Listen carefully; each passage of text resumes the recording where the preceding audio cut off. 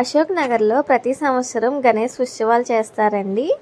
So ముందైతే evening పూజ జరుగుతుంది. పూజ తర్వాత పల్లకి సేవ అవ్వగానే హారతి ఇస్తారండి. పంచహారతులు అంటారు.